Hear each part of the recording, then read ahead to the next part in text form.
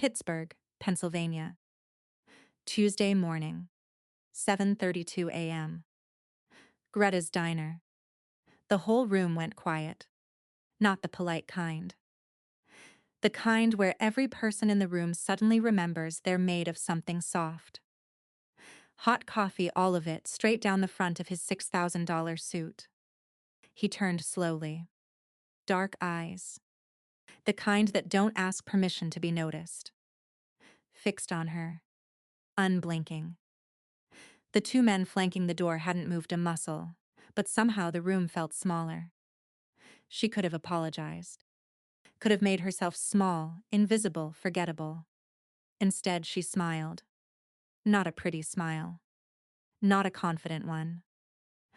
The smile of someone who just watched themselves do something catastrophically stupid and couldn't quite believe it was real. His jaw tightened. Then something shifted. "I'm sorry," she said, voice steady. "I'll pay for the cleaning. I know that's probably pointless. But I want you to know I'm not someone who causes damage and walks away." Nobody breathed. He looked at her for a long moment. Something moved behind his eyes that she couldn't name. Then he sat down at the counter.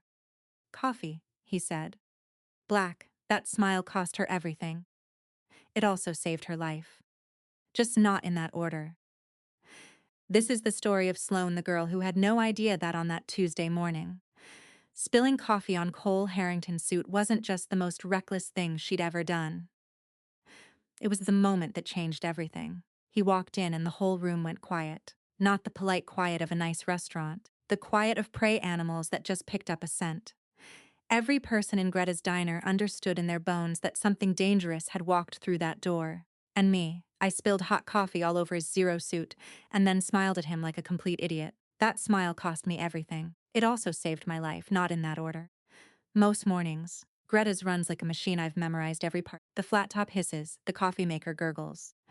The bell above the door rings, and I already know before I turn around whether it's Bobby Merrick coming in for his usual booth or Linda Paz rushing in for her to-go cup before the 7:12 bus. I've worked here 19 months.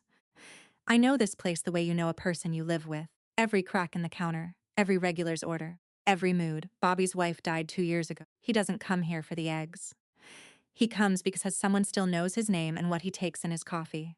I know that. Greta knows that.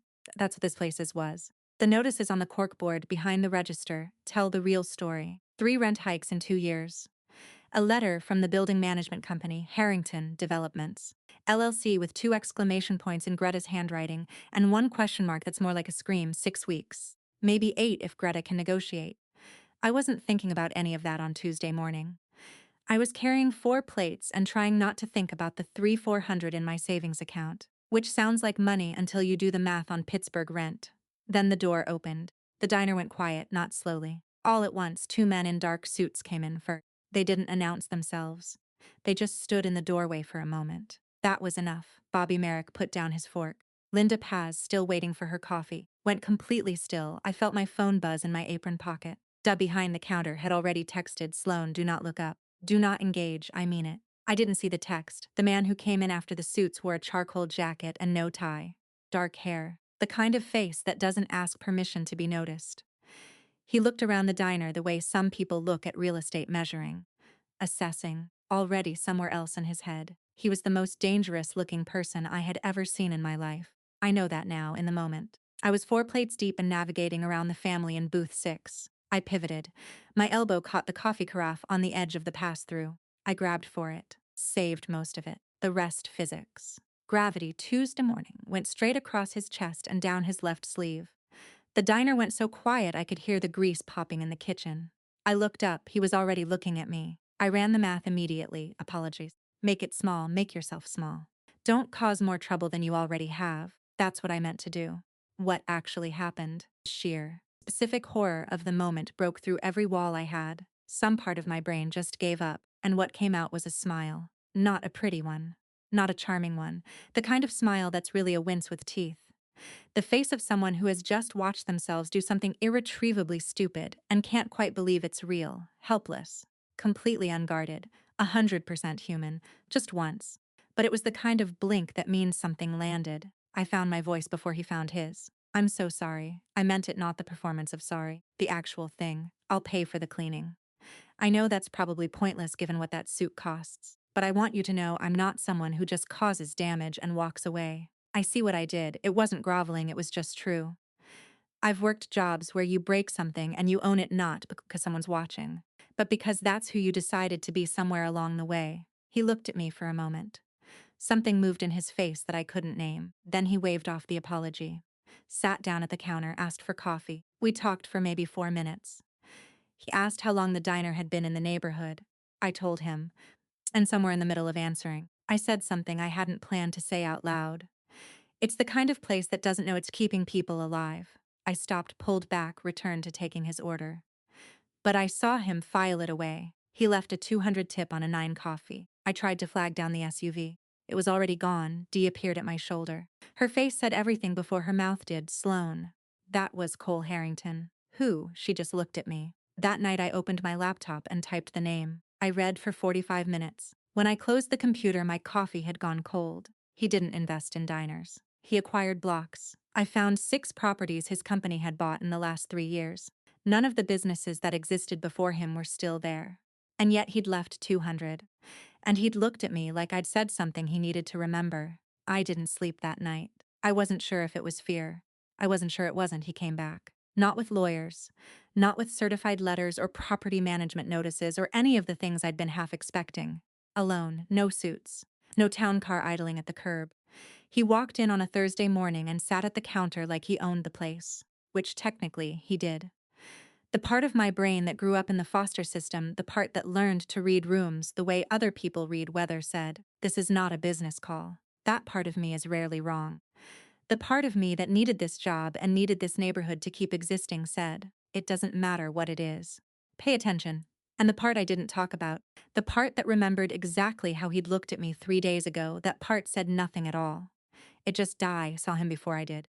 She was behind the counter restocking sugar packets when the door opened, and the way her whole body went still told me everything.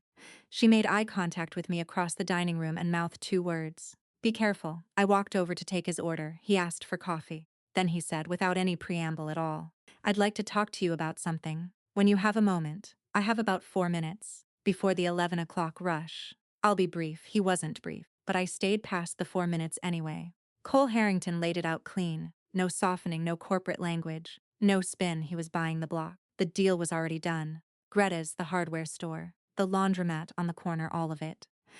He had plans for a mixed-use development that would reshape this stretch of Lawrenceville into something unrecognizable. He told me he knew I'd probably hate him for it. He told me anyway. Then he explained the other part. Inside the development, he wanted a community gathering space. Not a branded coffee shop. Not a WeWork with a mural. Something real. Something that understood why people needed places to go that weren't their apartments and weren't the office and weren't a bar. He needed someone to run it who had lived that understanding, not learned it from a textbook. He'd had his team do a community assessment of the block before the acquisition. Standard process, he said. But something unusual came up. They'd interviewed 14 residents and business owners. 11 of them mentioned the same name when asked who in the community they would trust to represent their interests. "Mine. I'm not telling you this to flatter you," he said. "I'm telling you because it's relevant to the offer." I sat with that for a second. "You're the reason Greta's is closing," I said. "Yes, just that. No, but no, however. No economic rationale dressed up to sound like compassion. Just yes, I hadn't expected that either. And you want me to help you build something on top of it." "I want to build something that earns the right to exist where it did," he said. "Whether that's even possible is something I'd like your help figuring out." It was the most honest thing anyone with that much power had ever said to me. I didn't trust it, but I heard it. "I'm not going to pretend this neighborhood isn't losing something real," he added. "What I can tell you is that this block is being developed whether I'm involved or not. There are 4 other buyers who were circling before I closed. With them, there's no community space conversation. There's no you sitting across from me right now." I looked at him. That's a very clean way to describe something that's hurting real people. He didn't flinch. "Yes."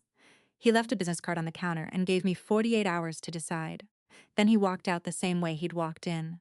Like he had somewhere to be and was reasonably certain the world would arrange itself accordingly. Greta came out of the kitchen the second his car pulled away. She'd been listening through the pass-through. I could tell by the look on her face that particular mix of grief and pragmatism that I'd seen her wear through a health inspection. A broken walk-in cooler, and now this, take the job, she said. Greta, what he broke, he can't unbreak. You know that, I know that. She wiped her hands on her apron. It was a gesture I'd seen 1,000 times. It still broke something in me. But you have a chance to decide what gets built instead. That's more than most people in this situation get. Di waited until Greta went back to the kitchen. Then she pulled me outside. The air was cold. Pittsburgh in October has a specific chill to it, damp. Honest, the kind that gets into your jacket whether you want it to or not. I love you, Dee said. So I'm going to say the thing nobody else will. Men like Cole Harrington don't show up without lawyers for business reasons. This is personal on his end, which means you're not on equal ground with him. Not legally, not financially. Not in any way that protects you if this goes wrong. She crossed her arms.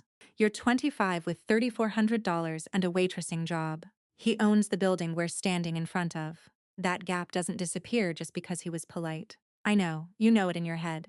I need you to know it in your body, in the decisions you make, before you walk into whatever this is. She wasn't wrong, she was never wrong.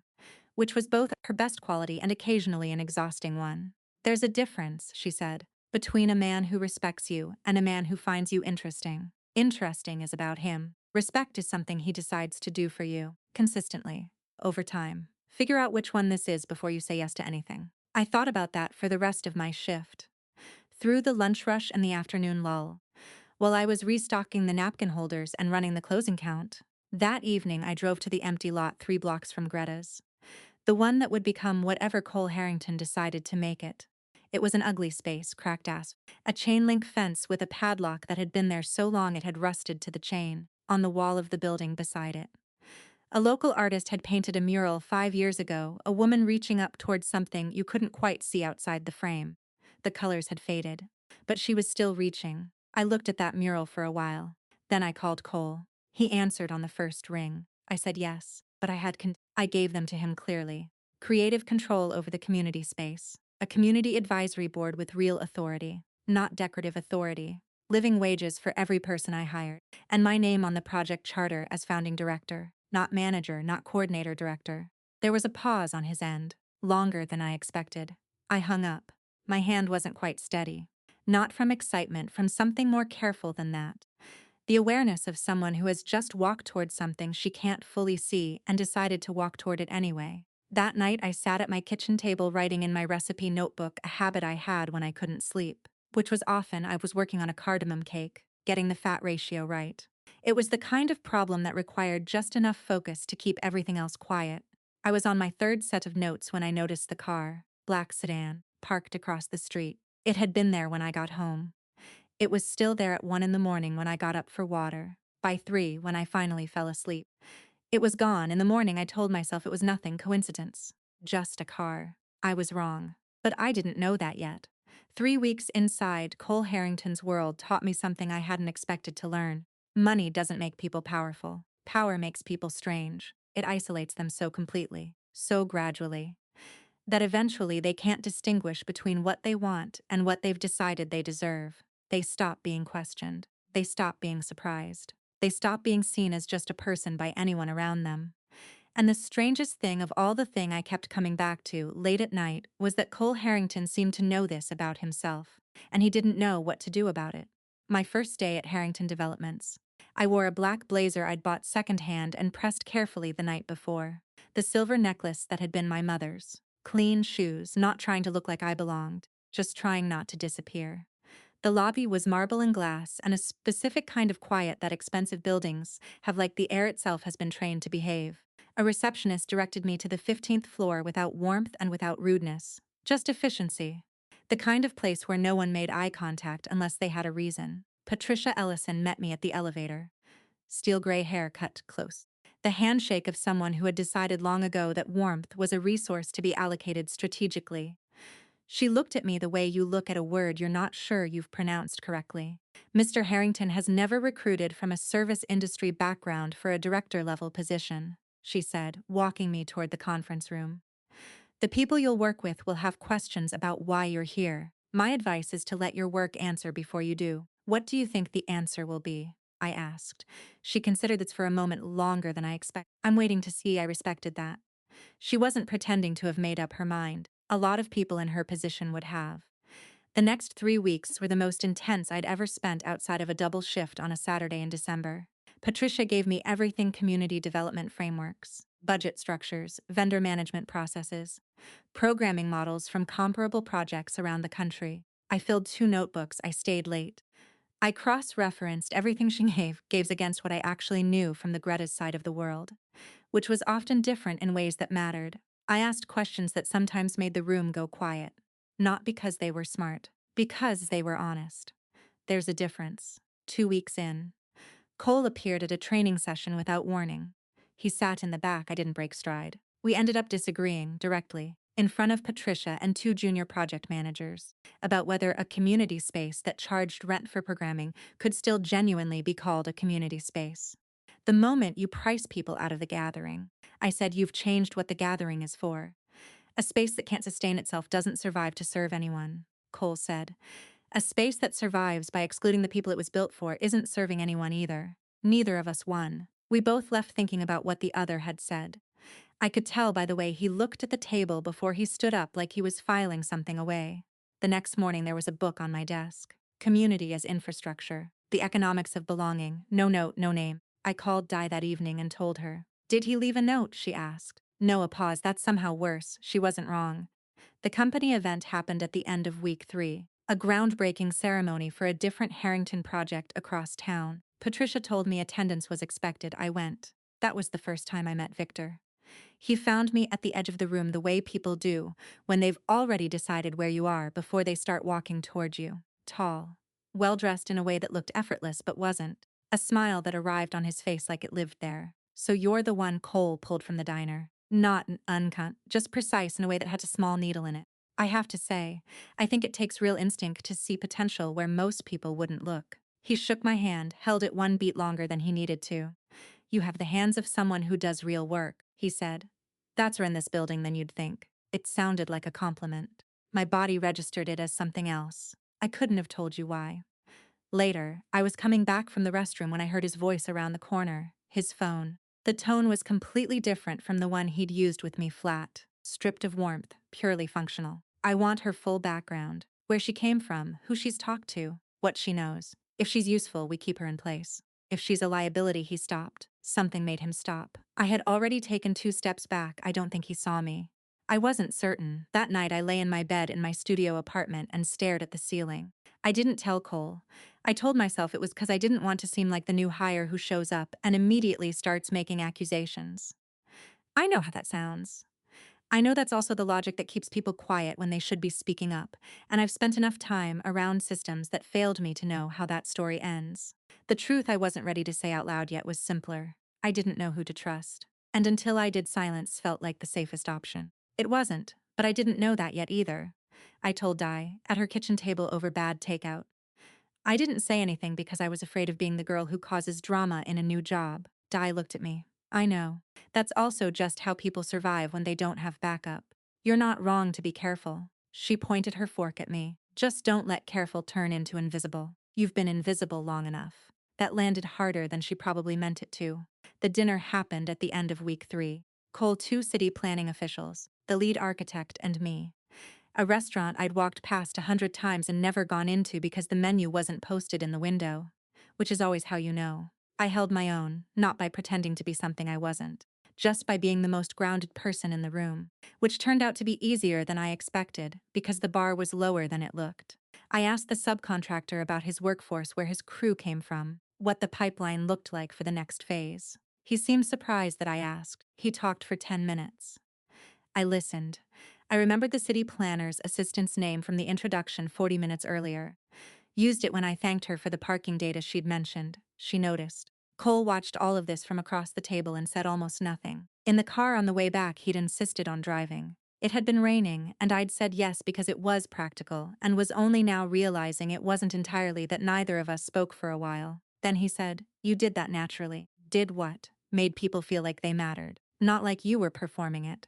Like you actually meant it. I did actually mean it, I know. He looked at the road. I used to do that. I don't remember when I stopped. The honesty in it was unexpected enough that I didn't have a response ready, so I just sat with it. And the silence after it was the closest we'd come to something that felt real. He pulled up to my building. I reached for the door handle. "Be careful of my brother," he said. No explanation. He was already pulling away before I could ask for one. That night I searched Cole's father, Robert Harrington. I didn't know what I was looking for exactly. Just something to understand the shape of what I'd walked into. The main results were clean. An archived article from the Pittsburgh Post-Gazette. Natural causes, a brief illness. Cole named interim CEO at 29. Tidy, but I kept scrolling. An old neighborhood forum thread. The kind of site that looks like it was built in 2003 and has never been updated since. Buried in the comments, 9 years old. From an account that no longer existed. Robert didn't die of any cardiac event. Robert was pushed out, isolated.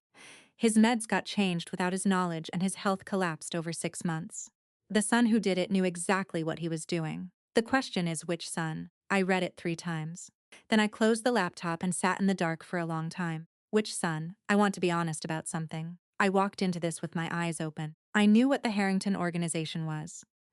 I'd read enough to understand the shape of it, what was clean and what wasn't, what Cole ran openly and what existed in the spaces between the legitimate structures.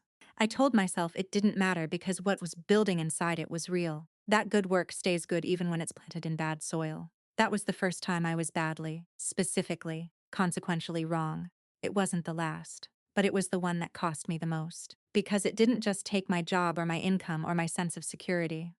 It took something I'd spent 25 years building, my ability to look at myself without having to look away. 6 weeks in, the hearth was becoming that was what I'd named it. Cole had approved it without comment, which Patricia told me was the closest thing to applause you were going to get from him. The name stuck. It went on the project documents. It went on the early renderings. It went on the folder I kept on my laptop with every note from every conversation I'd had with community members since day one. I had built a community advisory board, 8 people. Bobby Merrick from Greta's, who'd taken a chance on trusting me again after everything. Carol Webb, a high school history teacher who ran an after-school program out of her own classroom because the district wouldn't fund one. Destiny Price, 23 years old, who operated a resource center for young mothers out of a church basement 2 blocks from the old diner site. 5 others who had every reason to be skeptical and had shown up anyway. We'd held 3 listening sessions. I'd drafted a sliding scale membership model so the space would stay accessible regardless of income. I'd submitted a staffing proposal with wages above living rate for every position, from the kitchen staff to the front desk. Harrington's finance team had pushed back. I hadn't moved, I was sleeping 4 hours a night. I had never been happier. Cole and I had dinner 4 times in those 6 weeks. We were not calling them dates. Dee had pointed out, with the particular precision she reserved for things I was not acknowledging, that the definition of not a date did not include a man who remembered exactly how I took my coffee and booked tables at restaurants with 3-week waiting lists. I told her she was reading too much into it. She gave me the look she gives me when she knows I know she's right. The night I found the documents, I was working late. Everyone else had gone home. The 14th floor was quiet except for the hum of the HVAC system and the ambient light of the city through the floor-to-ceiling windows. I was looking for the Community Advisory Board charter template in the shared project drive. I navigated to the wrong folder, or maybe the right one, depending on what you believe about how those things happen. The files I opened looked like standard development finance at first. Columns of numbers, LLC structures, routing flows between accounts. I almost closed the window, but I'd been doing the project accounting for 6 weeks. I knew what the money was supposed to look like moving in and out of the hearth's operational accounts. This didn't look like that. The inflows and outflows had a pattern I didn't recognize, funds coming in from one set of entities, moving through the community programming budget, flowing out through a different set. I took screenshots. All of them. Then I called Dee. It was midnight. She answered on the second ring, which meant she'd been awake. I read her the numbers, the account labels, the LLC names. She went quiet in a way that was different from her regular quiet. Di, give me a second. I gave her 2 minutes. Her voice had changed. What you're looking at is a pass-through structure. Money coming in, running through accounts associated with your community programming, going back out through a different set of entities. It's designed to look like legitimate operational flow. A pause. It's not. The room felt very still. The work you've been doing, she said carefully. The advisory board, the listening sessions, the documentation. Yeah, it creates a paper record. Legitimate activity. It makes the financial flows look clean because there's real programming happening alongside them. I understood what she was saying. I understood it immediately. Completely. In the way you understand something you wish you didn't. He used my goodness as camouflage. I said, that's what it looks like. I sat there in the dark on the 14th floor of Harrington Developments for a long time, looking at the city through the glass. All those lights, all those people going about their Tuesday nights. Not knowing, I drove to Cole's office at 10:30. His security let me up without question. They knew my face by then. That was its own particular horror. I put my phone on his desk. The screenshots were open. He looked at the screen. He looked at me. I watched something move through his expression, something I couldn't read exactly. But that told me everything I needed to know about what was coming next. Tell me I'm wrong, I said. Tell me I'm misreading this and I'll go home and feel stupid about it and come back tomorrow and be embarrassed. Just say the words, didn't speak. Cole, a long pause, the project is real. What you've built there, the board, the programming, all of it that's genuine. I need you to understand that's not what I asked you. The silence after that sentence was a different kind. It's complicated, he said finally. That's not an explanation. That's a way of not giving one. Everything you've created is real. Sloan, the community work is the money dirty. He didn't answer, and not answering was its own answer. I didn't cry. I didn't raise my voice. That surprised me a little. I would have expected one or the other. But what I felt wasn't grief exactly, and it wasn't anger exactly. It was something colder and more specific than either. I need you to understand something, I said. I grew up in a system that told me I was lucky to have what little I had. I spent my whole life being grateful for things I should have been angry about. And I spent my adult life trying to build one thing not impressive, not successful, just honest. Something I could look at without having to make excuses for it. Whatever I built with you, I built in good faith, with people who trusted me. Destiny Price sat in my listening session for 3 hours and told me what her community needs. Bobby Merrick told me about his wife. Carol Webb brought her students. You made me complicit in something those people would never have chosen.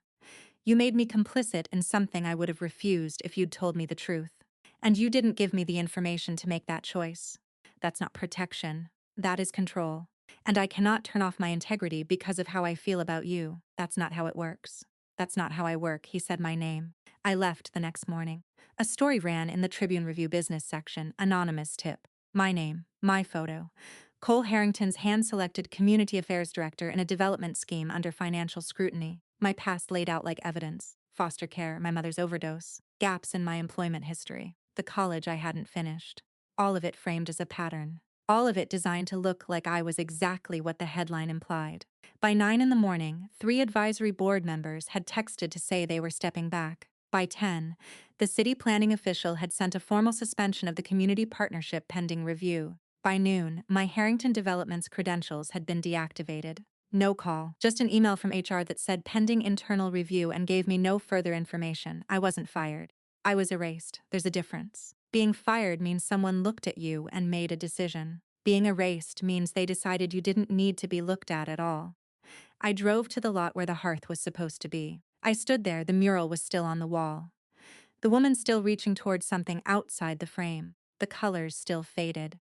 Bobby Merrick walked past on his way home from wherever he went in the mornings now that Greta's was closed. He saw me. He stopped for a moment. Looked at me with an expression I couldn't decode, something between pity and disappointment, and something else I couldn't name. Then he kept walking, didn't say a word. That was the real bottom. Not the article, not the job. Not my name in a newspaper being used as a cautionary tale. Bobby Merrick walking past me without a word. Di found me there 20 minutes later. She sat down beside me on the cracked asphalt. She didn't say anything for a long time. She just sat there, which was the right thing. Which was exactly the right thing. Finally, what do you need right now? I need it not to have happened. I know, she said. What second? My phone rang before I could answer. Unknown number. I almost didn't pick up. My name is Maggie Harrington. The voice said Cole's mother. I know about the article. I know what Victor did to it. And I know things about both of my sons that you need to hear before you decide what to do next. How did you get this number? Cole gave it to me 3 weeks ago. He told me to call you if anything happened. I was quiet for a second. He gave you my number 3 weeks ago. Yes, why? A pause. When she spoke again, her voice was careful and precise and absolutely certain. Because he was already afraid of losing you before he'd admitted to himself that he had you. That's the most honest thing I can tell you about my younger son. For 8 weeks, I let myself believe I had survived Cole Harrington. I'd come through the worst of it and landed somewhere small and unglamorous and genuinely mine. I want to tell you exactly what that felt like, because I need you to understand what it cost when it ended. You can't understand the loss without first understanding what I'd finally found. 7 weeks after I walked out of his office, I was sleeping 7 hours a night. That doesn't sound like much, but I hadn't slept so straight since I was probably 14. And that's not an exaggeration, 7 hours was new. 7 hours was something. I was staying in Di's spare room. I had a part-time consulting contract with an urban planning nonprofit, not glamorous work, mostly data entry and community survey analysis, but honest, mine without complication. I'd started seeing a therapist named Dr. Sarah Holt, which was Dee's one non-negotiable condition of continued friendship. Not a suggestion. A condition. You're not optional to me, Di had said, which means your mental health is not optional either. Go, so I went. On a Sunday morning 7 weeks after everything fell apart, I woke up at 5 in the morning and I baked. This wasn't unusual. I've always baked when I can't sleep, which is most of the time. But this morning was different. I was working on a recipe I'd been developing slowly, a cardamom honey cake with a salted caramel layer. I'd tested it 4 times. The ratios were never quite right. Too dense or the caramel broke, or the cardamom red as soap instead of spice. This morning it worked. The texture was exactly right. The caramel held. The cardamoms was warm and present without overwhelming anything. I stood in his kitchen at 6 in the morning, eating a slice over the sink and thinking, this is it. I texted Dee a photo at 6:15.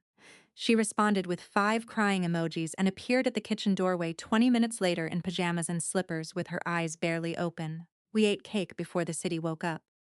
Just the two of us and the early light and the smell of cardamom still in the air. You look like yourself again, Di said. What does that mean? It means for a while there you stopped looking like yourself. You looked like someone just trying to get through the next hour. She broke off another piece of cake. Now you look like someone who's actually living in a day. I looked at the cake. This imperfect thing I'd made from scratch that had finally turned out exactly right. I think I'm going to be okay, I said. I meant it. And I could tell she believed me. She went home around 9. I cleaned the kitchen. I was washing the last bowl when I noticed the envelope on the floor near the front door. No return address. My name on the front in blue pen. The handwriting was careful. Too careful. The kind of careful that means someone was paying attention. Inside were photographs. At the grocery store on Forbes Avenue. Me outside the nonprofit office. Me walking into the building where Dr. Holt had her practice. Date stamps going back 6 weeks. Someone had been documenting my daily life quietly, methodically, consistently, and had now decided I should know about it. On the back of the last photograph, in the same blue pen, you should have stayed small. I put the photographs on the kitchen table. I sat down across from them like they were a person I needed to think about before I responded. Then I called Cole. He answered on the first ring. Someone's been following me. I said, I have photographs. A very brief silence. I know, you knew. I've been trying to identify who's running it. I wasn't certain until Cole. My voice was level. I kept it that way deliberately. The next time you decide that protecting me means keeping me in the dark, you will lose me in a way you don't recover from. That's not a threat. That's a fact about who I am. Do you understand? Yes. Is that true, or is that what you're saying because it's what I need to hear? A long pause. I'm working on the difference. I know you are. My voice softened a little. Not forgiveness yet, just acknowledgement. Who's running the surveillance? Victor. He thinks you kept copies of the documents. Did you tell him I didn't? Victor doesn't take my word for things anymore, Cole said. Maybe not for a long time. I sat with that. Is he going to stop? Not until he's convinced you're not a threat to him. And the only thing that convinces Victor of something is evidence. So what do we do? I'm working on it, he said. Cole, I know. I hear you. I'd met with Maggie Harrington 2 days after she'd called me in that parking lot outside the empty lot. She'd chosen a diner in Shadyside to meet. The choice of venue was not subtle, and I appreciated that about her. She was 66 years old and had the posture of someone who had been carrying something for a very long time and had recently decided to set it down. Not because it had gotten lighter, because she'd decided she was done carrying it. She told me the truth about the Harrington's organization without softening it. She'd been married to it for 30 years. She knew exactly what it was. But she also told me something different about the hearth specifically. The financial structure you found. She said that was not Cole's design. Victor's people inserted it 6 months ago into a project Cole had built cleanly. Victor has been running a shadow operation through Cole's legitimate projects for 3 years. Cole knew something was wrong, the numbers felt off to him, but he couldn't locate the specific insertion point. She looked at me steadily. Victor set Cole up. Victor set both of you up.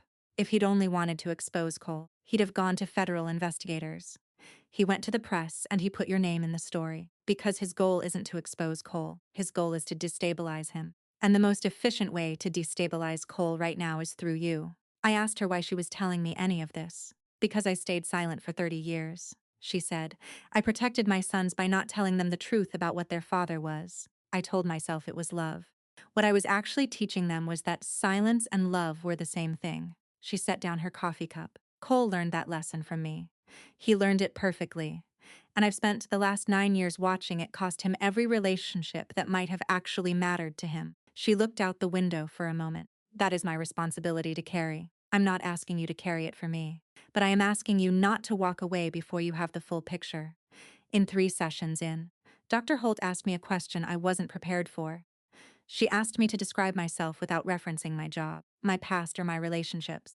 Not what I'd done or what had happened to me or who I knew, just who I was right now. I went quiet. I tried to start twice and stopped both times. I make things, I finally said. I bake, I build communities, or I try to. I see people, I paused. I think that might actually be the whole answer. I'm someone who sees people. Dr. Holt let that sit for a moment. Then she asked, when did you last let someone see you? The silence after that was different from the silence before it, heavier and more specific. I didn't answer the question that session, but I didn't stop thinking about it either. That night, after the photographs, after the call with Cole, I lay in Di's spare room and stared at the ceiling. Cole sent a text at 10. One message, no preamble. I want to fix this, all of it.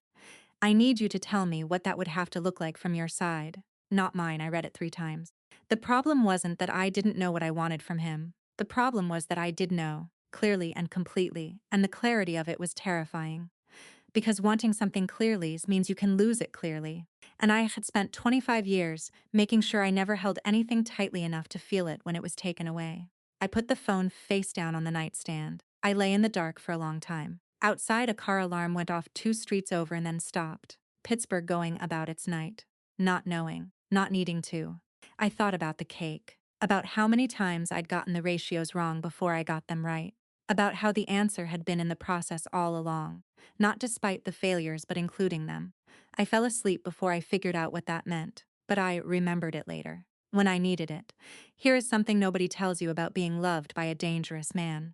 The danger doesn't come for you first. It comes for the people around you, the ones who didn't choose any of this, who didn't sign up, didn't consent, didn't even fully understand what they were adjacent to.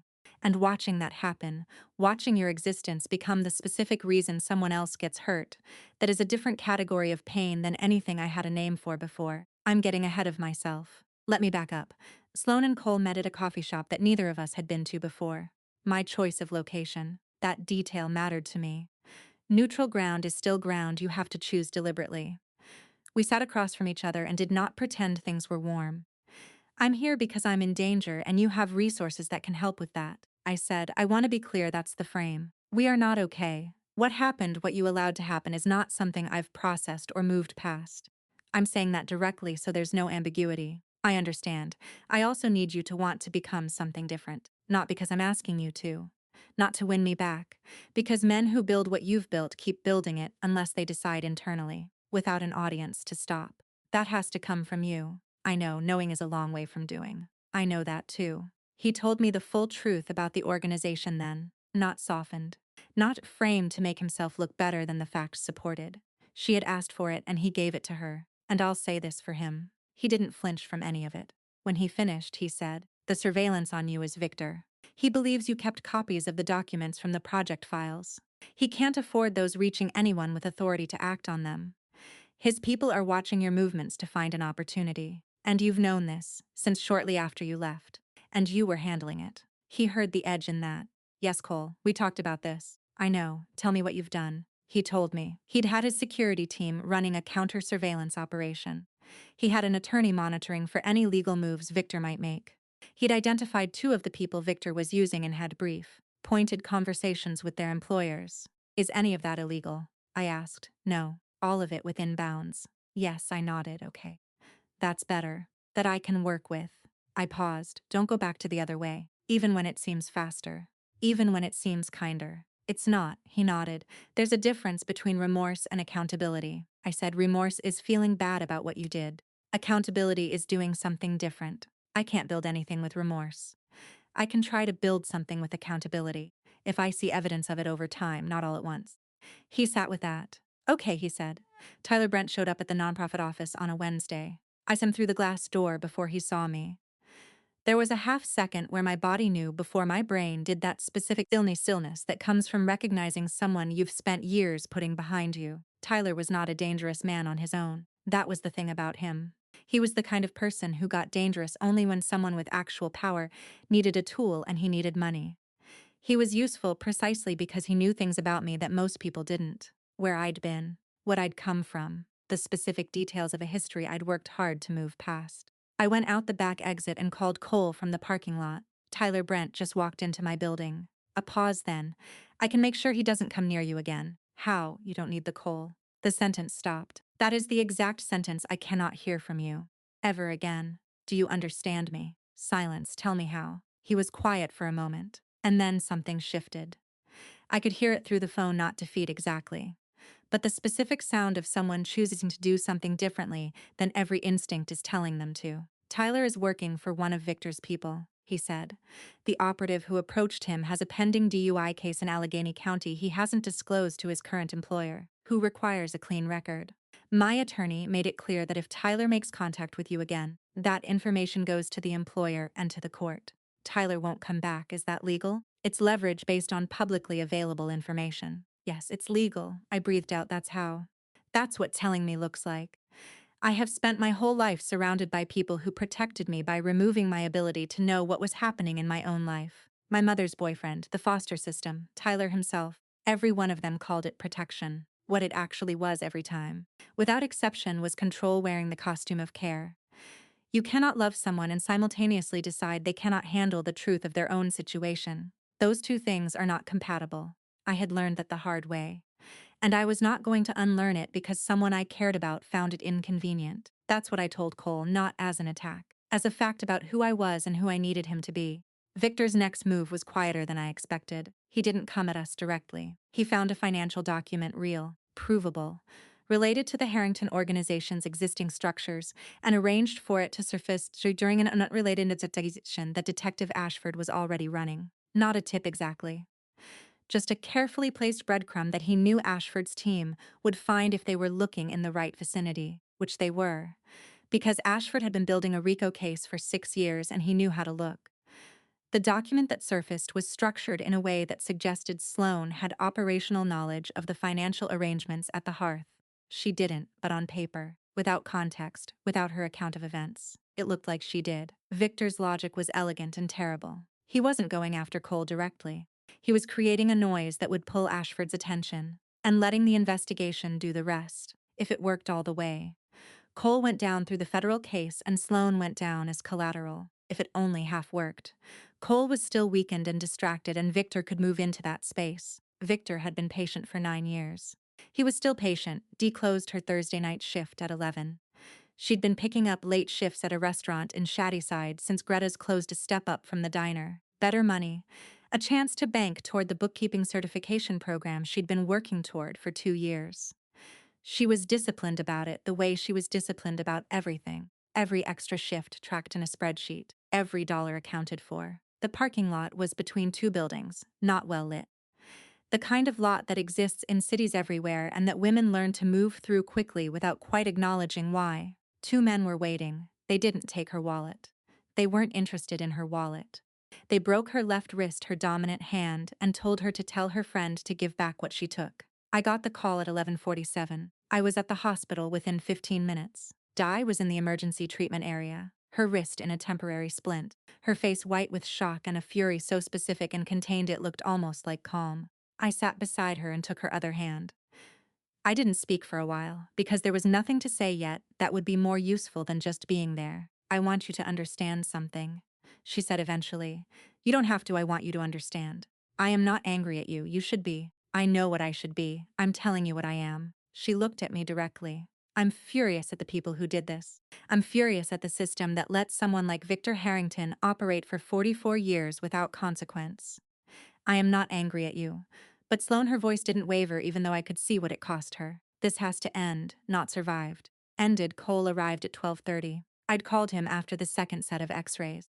He walked through the emergency department doors and Di looked at him for a long moment. I need you to look at what's in front of you, she said. Her voice was quiet and completely steady. This is not collateral damage. This is not an acceptable cost. This is my hand, my livelihood, my safety. None of which I agreed to risk. None of which were mine to sacrifice for whatever is happening between you and your brother. Cole didn't say anything. If you love Sloane the way she deserves to be loved, Dee said, then you understand that love is not what you feel. Love is what you do. And what you've done has consequences for people who never agreed to carry them. I need you to decide, not manage. Not minimize, actually decide whether you are willing to change that. She looked at him until she was sure he'd heard her. Then she looked away. We sat in the hospital parking lot at 2 in the morning, Cole and I. Di had been admitted for observation. The night was cold and still, and the parking lot lights hummed in the way they do when everything else is quiet. If I asked you to walk away from all of it, I said, the organization, everything your family built. Could you? He was quiet for a long time. Long enough that I knew he was actually thinking about it, rather than reaching for a quick answer. I don't know, he said. No one has ever asked me that. I'm asking. I think I've been the organization for so long that I don't know who I am without it. He looked at his hands. That's the honest answer. I don't know if it's a good one. It's the first answer you've given me that I completely believe. We sat there a while longer. The hospital lights, the empty lot. Pittsburgh at 2 in the morning being exactly what it always was, a city that had seen harder things than this and kept going anyway. I didn't know yet what was coming, what was already in motion. But I know now that this was the last quiet night for a long time. I need to warn you about this chapter. I need to tell you before we begin that the next 3 things happen because of each other. Each one is the direct consequence of the one before. A chain I could trace backward later with complete clarity. A chain I could not see the shape of at all while I was inside it. When you are in the middle of catastrophe, you cannot see it as a whole. You can only absorb it piece by piece, blow by blow. You cannot think strategically because a strategy requires distance, and distance is exactly what you don't have. This chapter is about that. I want you to know going in. I did not break, but I came closer than I have ever been before or since. 3 days after the hospital, 2:47 in the morning.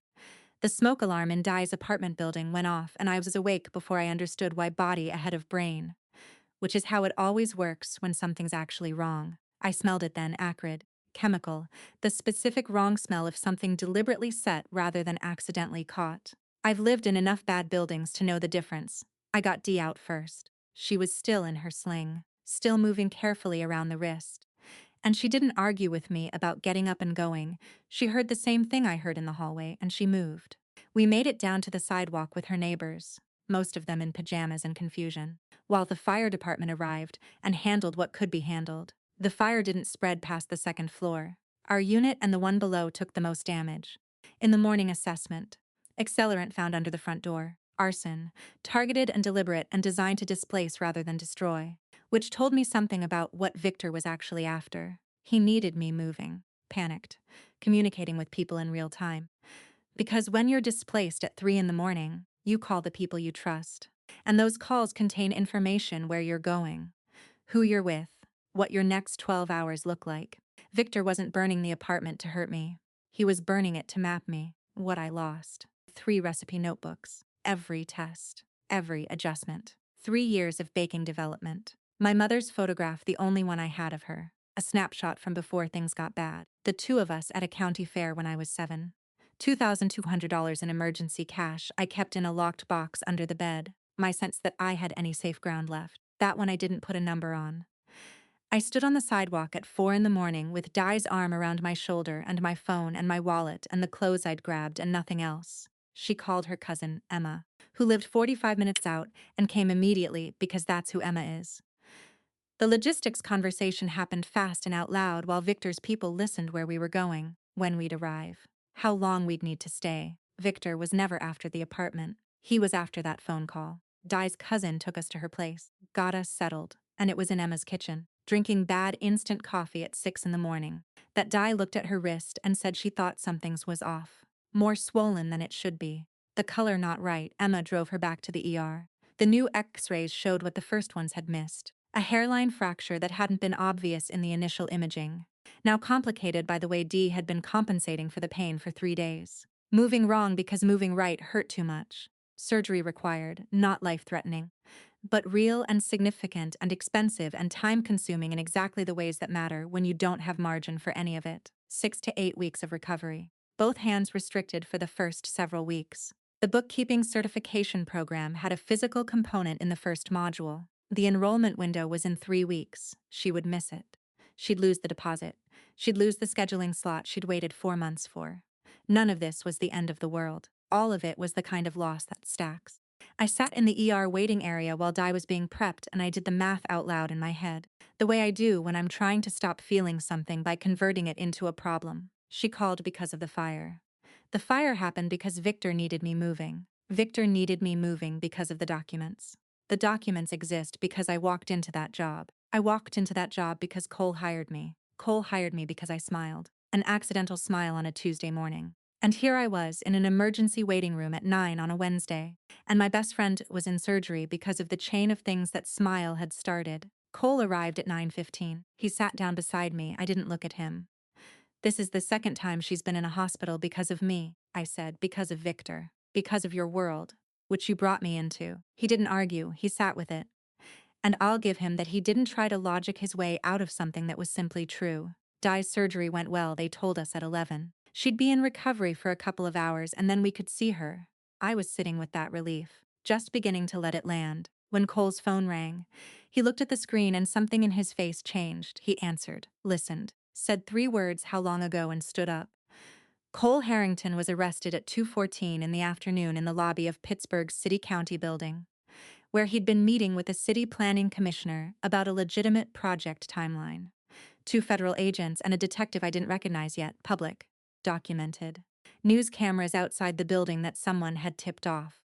Because the footage of Cole Harrington in handcuffs in a government lobby was on every Pittsburgh station by 4 o'clock. The arson call on Di's building had brought law enforcement to the scene. Surveillance footage from the building across the street captured a vehicle registered to a Harrington Organization holding company. Ashford had been building his RICO case for 6 years. He understood that the Harrington name appearing at an arson scene was not a coincidence. He had an emergency warrant application filed within 90 minutes of reviewing the footage, and a federal judge signed it by 10 in the morning. The charges: racketeering, money laundering, conspiracy. And on page 4 of the supporting documentation, in a line item I found when I sat in the waiting room and searched my own name on my phone, unindicted co-conspirator. Sloan Mercer, listed as having potential knowledge of and involvement in financial operations, my name, on a federal document, public record. The nonprofit called it 4:30. Contract suspended pending review. The advisory board members who had tentatively reconnected with me, their texts went silent within the same hour. One after another, like a row of lights going out. I put my phone face down on my knee. I sat there. Di came out of recovery at 5:15. Her wrist was wrapped. She was pale and a little groggy from the anesthesia, and when she saw my face, she said, "Sloan, what happened?" And I told her, quietly and completely, while she was still in the recovery bed. She listened without interrupting. When I finished, she said, "Okay, just that," like she was taking inventory. Di's mother arrived at 6. Margaret Walsh, a woman who had raised Di in a house where there was always food and the door was always open to anyone who needed it. She walked in, saw both of us, and did what Di's family does. She went and got food from the hospital cafeteria, and she sat down and she didn't try to fix anything. After she came back from checking in with the nursing staff, she sat next to me. "You've been carrying all of this by yourself," she said, not a question. "I don't know how not to," I said. She nodded slowly, like this made sense to her in a way that didn't require more explanation. "Most people who had to raise themselves don't," she said. "You learned that needing people was dangerous. That's not a character flaw. That kept you alive. The hard part is figuring out which situations still call for that and which ones are safe enough to put it down." She put her hand over mine. "Help is not weakness," she said. "Needing people is not the same as being owned by them. You have been careful your whole life about not owing anyone anything because you know it in your bones that debts come with consequences. But there's a kind of holding that isn't debt. It's just love. People who love you hold you up because you matter to them, not because they're keeping score." She squeezed my hand once. "You are allowed to matter, Sloan. You are allowed to let people know when you're hurting. That's not losing control. That's letting people be who they want to be for you. I didn't cry. I was past the specific energy that crying requires. But something released. Something I'd been holding in my shoulders for days or maybe years. I put my head on her shoulder. She didn't say anything else. She just stayed, which was all I needed, which was, it turned out, the whole thing. Cole called from the processing facility at 10 that night. One call, 20 seconds. His voice was completely level. Don't try to help me. Promise me why, because Victor is looking for any lever he can use. The moment you get involved in my case, you become leverage. I cannot have you in that position. Cole promised me, Sloan. I promised I meant it. Are you safe? He asked. You're lying. A pause. I'm alive. That's the accurate version. The call cut off. I sat in a hospital corridor at 10 at night holding a silent phone. The fluorescent lights doing what they do. A cart going past. The ordinary sounds of a building that runs through the night because it has to. I had made a promise and I meant to keep it. But I am not a woman who can sit still while something wrong keeps happening. That has never been who I am. And somewhere in that corridor, between one breath and the next, the question had already started forming. Not whether I was going to do something, just what. The most dangerous thing a woman with nothing left to lose can do is decide that the truth is worth more than her safety. I want to be clear about something. I didn't make that decision because I'm brave. I made it because the alternative was becoming someone I didn't recognize. And I had worked too hard, for too long, to become exactly this specific person to trade her in for survival. I was at Di's mother's house when Victor called. Margaret had set me up in the guest room. Clean sheets, a lamp with a warm bulb. The kind of room that has a box of tissues on the nightstand and a spare blanket at the foot of the bed. Because whoever lives in this house prepares for people needing things. I had been sitting in the chair by the window, watching the street, and trying to figure out what came next when my phone rang from an unknown number. I answered. His voice was warm. Concerned, the same voice he'd used at the company event. The one that sounded like he was genuinely glad to see you. I've been worried. I know these past few weeks have been incredibly difficult. What do you want, Victor? I want to help you. That's the truth. A pause. My attorneys can file a motion to have the co-conspirator designation removed from the federal documentation. It's a straightforward procedural move, given that you had no operational role, but it requires one thing from you. What thing? Your statement to the investigators needs a small clarification. The portion describing something you believed you overheard at a company event. Memories under extreme stress are notoriously unreliable. The research on this is well documented. A signed clarification saying you may have misidentified the voice. Or misunderstood the context, that's all I'm asking for. You want me to recant a brief silence. I want you to be accurate. And if I'm not interested in your version of accuracy, the warmth in his voice didn't disappear. It just dropped 1 degree. Then things become more complicated for the people around you. I say this with genuine concern for your well-being. He didn't say Dai's name, he didn't need to. He hung up before I could respond, which was deliberate. He wanted me to sit with it, not argue back. I called Maggie Harrington immediately. She listened to the whole call without interrupting me. When I finished, she was quiet for 3 seconds. He's lying about the attorney motion, she said, if you give him what he wants. He destroys your statement and leaves the co-conspirator designation exactly where it is. Once you've recanted, you have no leverage and no credibility. He doesn't need the deal anymore. He just needs you silent. So what do? What I should have done 30 years ago. She took a breath. I stayed silent for 30 years telling myself I was protecting my family. I didn't tell my sons what their father really was. I didn't confront what I was living inside. I told myself it was love. Her voice was steady, but the weight in it was enormous. What I was actually doing was building a structure that swallowed them whole. Victor became who he is in the space I created by staying quiet. Cole learned to hide the truth from people he loved because I showed him silence was what protection looked like. Maggie, that is my weight. I'm not asking you to carry it. She paused, but I am asking you not to add to it. You go to the people with the power and the responsibility to act on what you know. You tell them everything, including the parts that don't make Cole look good. You trust the truth to do what it does when someone actually lets it. That's not a guarantee of any particular outcome. No, she said. It's not. That's exactly what makes it the right thing to do instead of the strategic thing. I sat with that for a moment. Okay, I said. Okay, she said back. I walked into Detective Ashford's office the next morning without a lawyer. Di would have stopped me if she'd known. Di was at her mother's house with her wrist elevated and strict instructions from the surgical team. And I had not told her where I was going because I needed to make this choice myself. without anyone talking me into it or out of it. Ashford was 52, divorced, and had the specific focused energy of someone who had been working toward one thing for a very long time. He was not cruel, he was also not sentimental. He looked at me across his desk like I was evidence he was still deciding how to classify. I gave him everything. The documents already in his possession from the investigation, but I walked him through what I'd seen and when and what I hadn't understood until Dee explained it to me.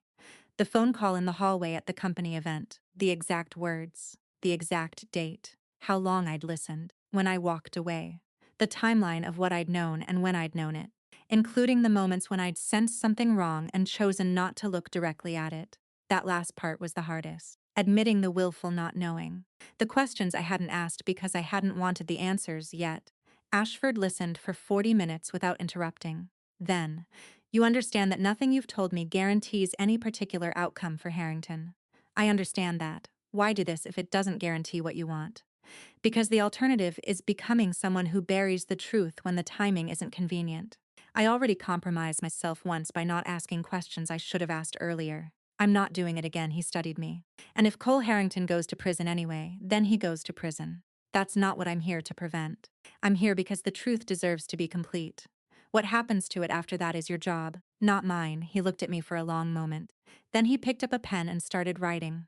The next 48 hours moved fast. Cole's legal team, armed with my testimony in the document timeline, filed an emergency motion distinguishing between what Cole had built and what Victor had inserted into it. Victor was brought in for federal questioning. His bail was set at a level that required asset liquidation he hadn't planned for.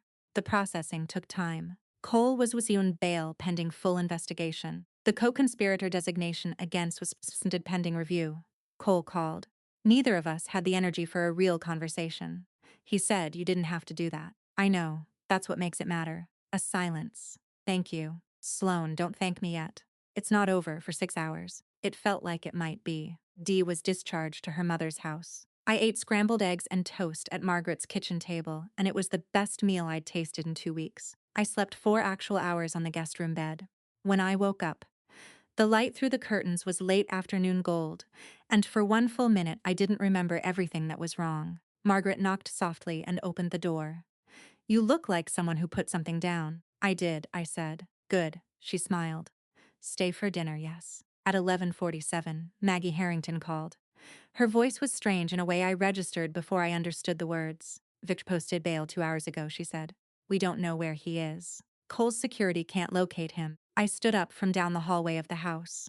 I heard something I had not expected to hear. The electronic beep of the front door lock being overridden. I had time to think that lock requires a code that only Margaret and I know. Then the door opened.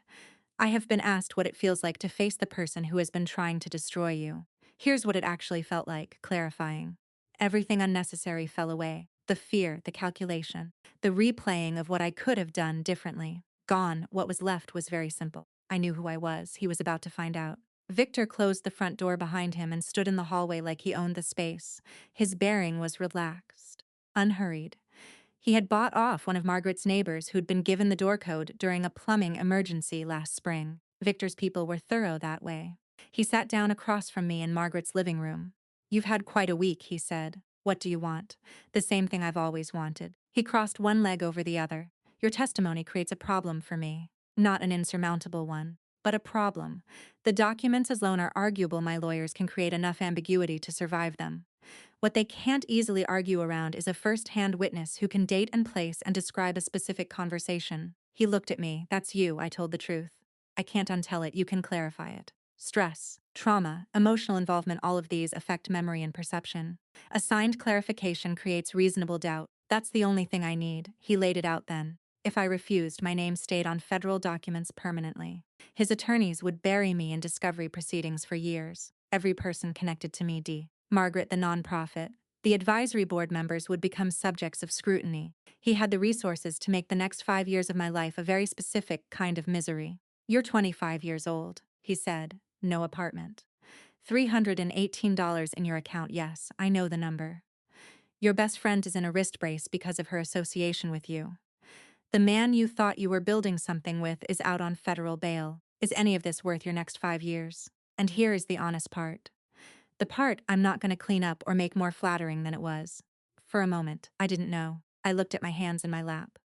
I thought about the recipe notebooks that burned, my mother's photograph gone, Di's face in the recovery room, the 318, the federal document with my name on it. Victor was right about the facts.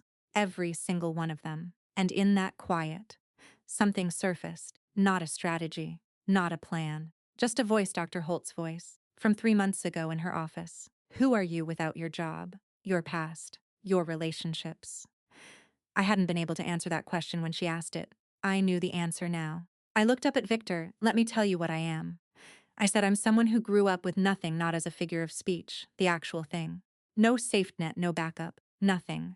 And I spent 25 years building one thing in the middle of all of that. A person I could live with. Not a bank account. A person, someone who tells the truth.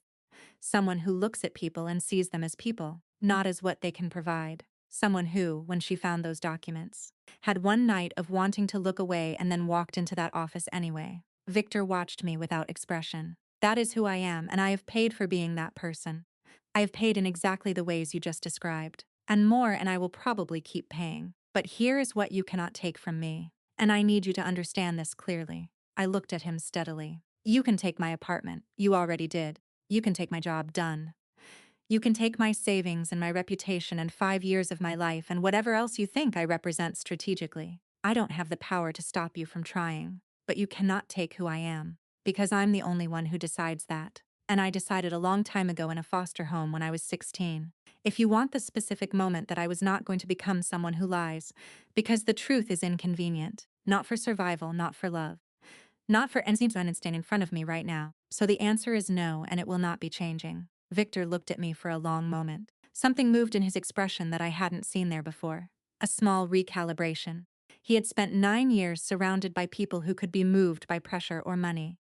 And he had forgotten, maybe, he had never fully understood that some people choose who they are at a level that neither of those things can reach. He stood. You're making a mistake. Probably. I didn't look away. I'm still not doing it.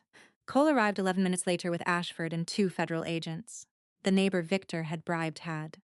At the last moment, called the local precinct not out of courage exactly, but out of the practical calculation that Ashford's guarantee was worth more than Victor's. Victor was arrested in Margaret's living room. He walked out in handcuffs without drama, without argument. At the doorway he turned and looked at me directly one last time. No anger, a single slight nod. The acknowledgement of one player to another when the hand is over. Then he was gone. Cole crossed the room toward me. I was still sitting in the same chair. I hadn't moved. He stopped a few feet away. His face was wrong. Something more complicated. What? I said. Victor said something when they were processing him. About my father. I waited. He told me to ask about the deal I made with Ashford 6 months ago. Before any of this, before you. Cole looked at the floor for a moment. Then back at me. When I first went to Ashford voluntarily, I gave him financial information to reduce my own exposure in the original investigation. The information involved money that had been run through a local business without the owner's knowledge. The business was Greta's Diner. Victor had been using Greta's accounts for years. I gave Ashford that the room was quiet. You gave up Greta, I said. I didn't know she was Cole. He stopped. You're telling me this now because Victor said it, not because you chose to. Yes, I sat with that. The whole shape of it. I need you to go. Not forever, tonight. I need tonight, he went. He didn't argue. That was something. Before I did anything else, before I slept, before I processed, before I took care of any of my own needs, I drove to Greta's house. It was 2 a.m. I knocked anyway, she answered in a robe and slippers. Took one look at my face. And put the kettle on without a word. I told her everything. The financial manipulation. How long it had been running. That Cole had known and given her name to federal investigators. What that meant and what it didn't mean, specifically and clearly, without softening any of it. She sat with it, her hands around her mouth, the kitchen clock ticking. Was I going to be charged, she asked. No, Ashford confirmed you had no knowledge. The manipulation was designed to be invisible, but my name was in a federal investigation. Yes, she nodded slowly. You know what I kept doing. Those last months when the diner was going under, I kept reviewing every decision I'd made. Every business choice, trying to figure out what I'd done wrong. She looked at her hands. I thought it was me. It wasn't you, Greta. I know that now. She looked up. You drove here at 2 a.m. to tell me this yourself. You deserve to hear it from someone who sees you. She reached across the table and squeezed my hand. We sat there for a while. The kettle, the clock, The two of us in a kitchen at 2 in the morning, with the truth finally in the room where it belonged. Ashford found me in the federal building hallway at 4. I was on a bench with a cup of vending machine coffee that tasted like hot regret. For what it's worth, he said, sitting beside me. What you did in that room tonight, the original statement. The refusal to recant, that's the clearest act of courage I've seen from a civilian in 30 years of this work. What happens to Victor trial? The evidence is substantial. And the investigation into your father-in-law's death, he's not my father-in-law. Robert Harrington's death, he corrected. We're reopening it. I stood up. I have to figure out what comes next. Any idea what that is? A kitchen, flower, something that starts from the beginning. I walked out into the early Pittsburgh morning, the city just starting to wake up.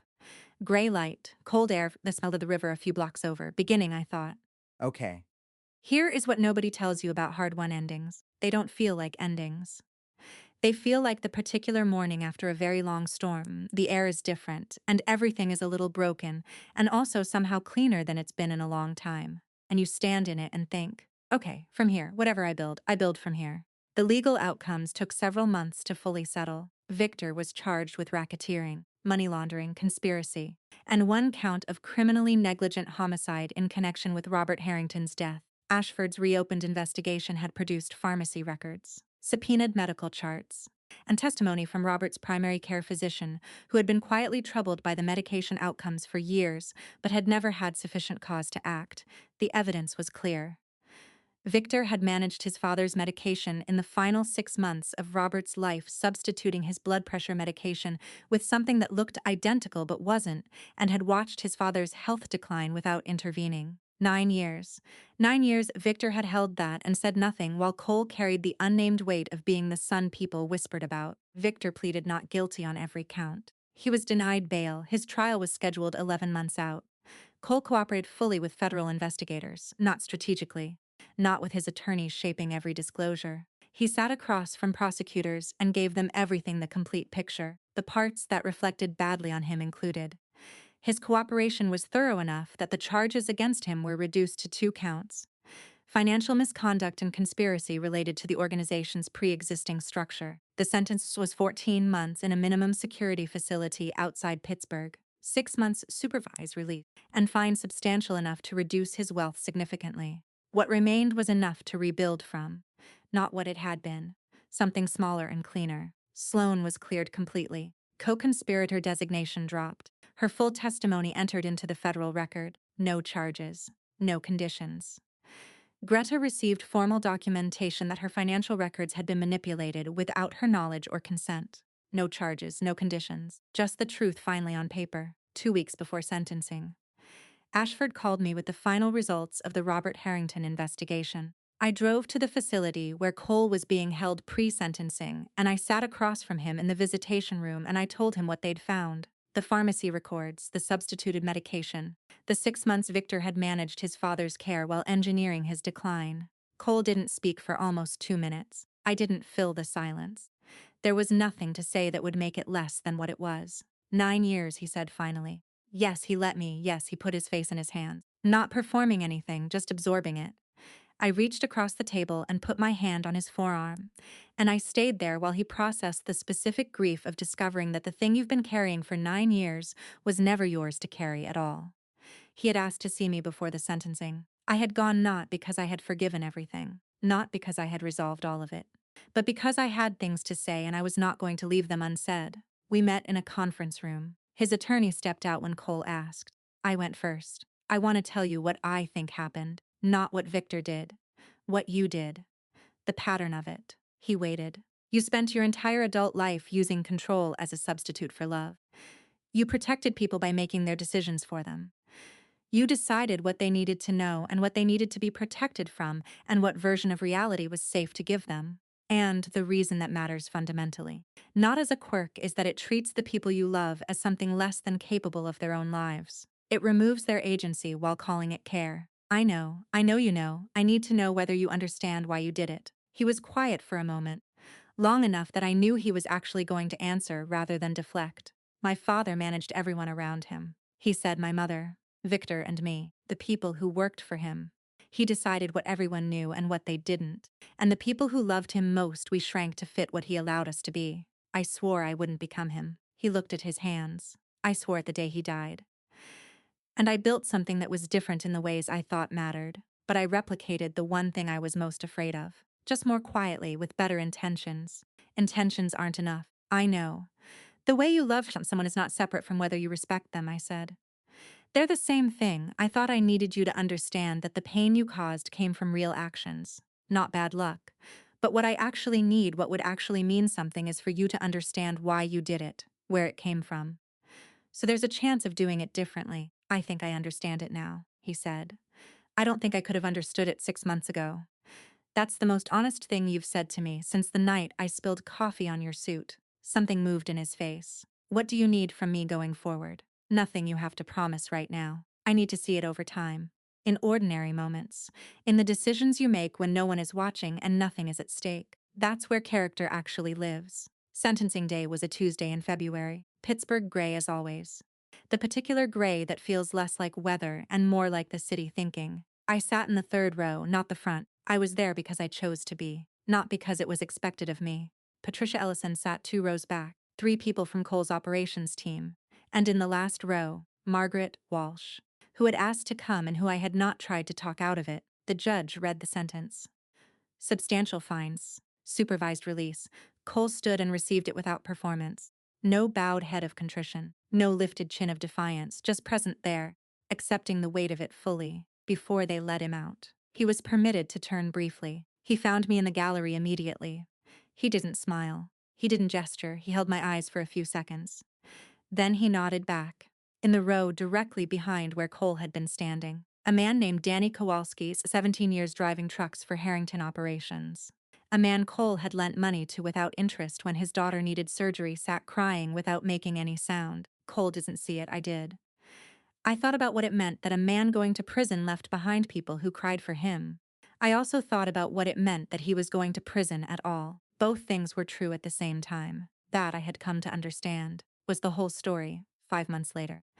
The city's Community Development Office approved a proposal for a vacant lot in Lawrenceville.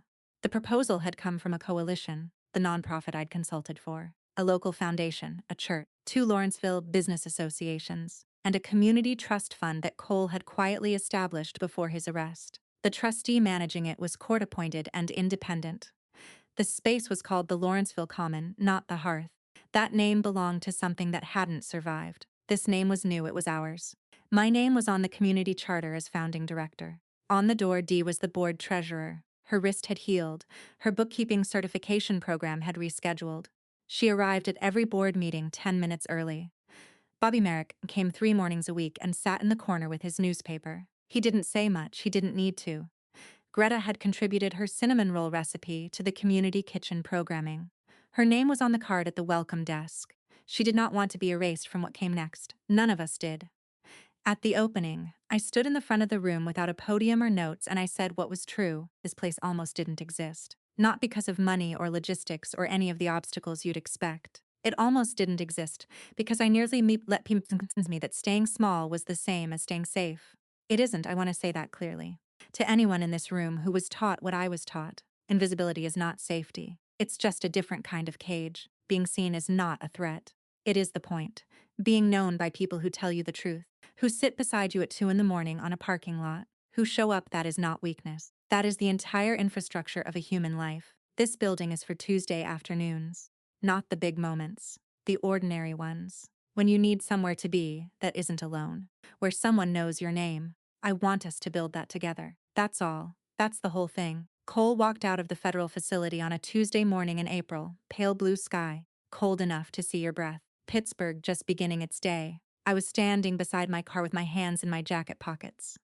He crossed the parking lot, and we stood 3 feet apart and looked at each other, the way you look at someone who has been through something with you, that changed the shape of you both.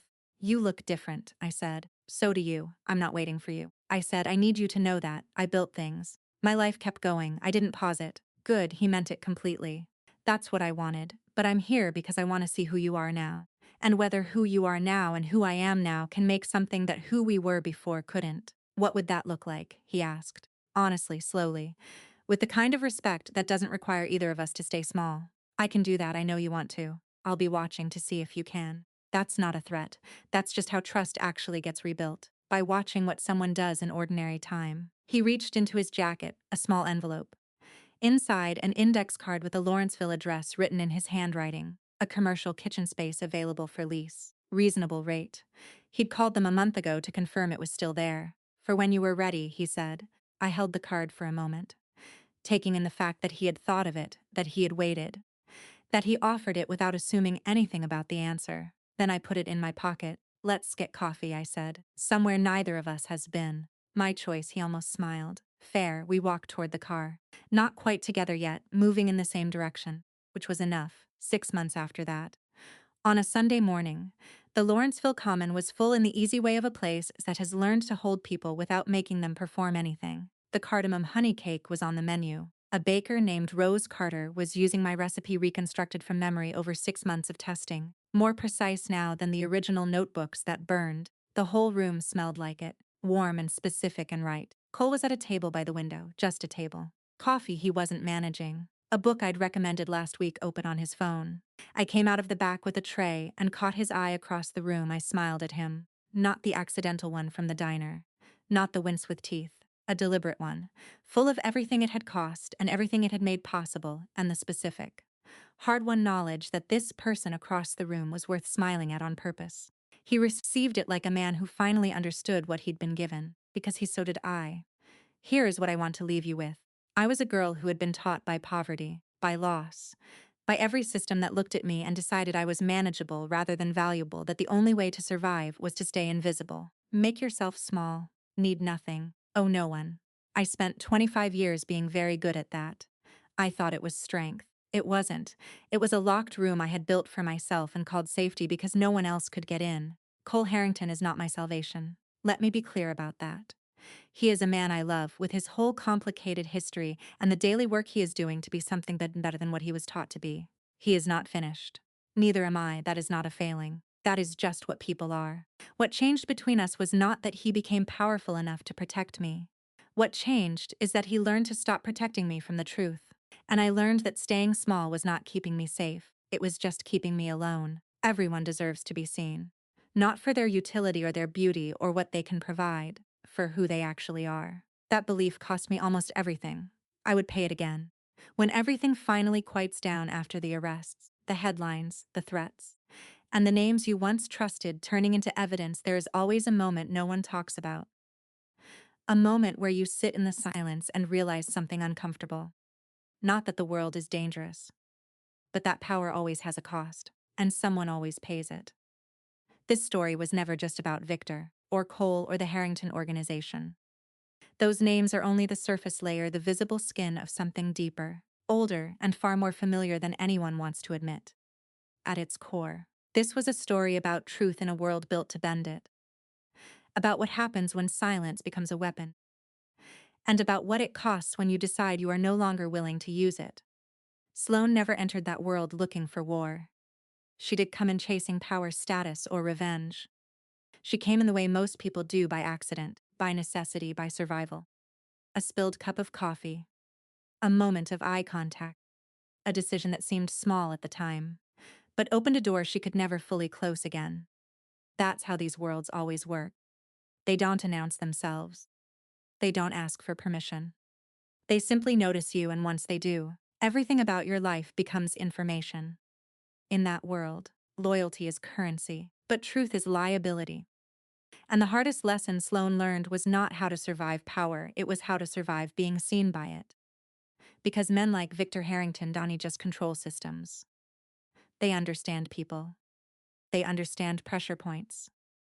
They understand that fear is most effective when it is indirect, when it touches the people you love before it ever reaches you. And men like Cole, they live in the impossible space between inheritance and responsibility. Between what they were raised to preserve and what they secretly know should never have existed in the first place. But Sloane, she was never built for that world. She was built for truth. Not the comfortable kind. Not the negotiated kind. This story exists within the realm of fiction, where imagination shapes reality. Any similarities to real-life individuals, organizations, or events are entirely coincidental. The author does not endorse or represent any real entity through the content of this work.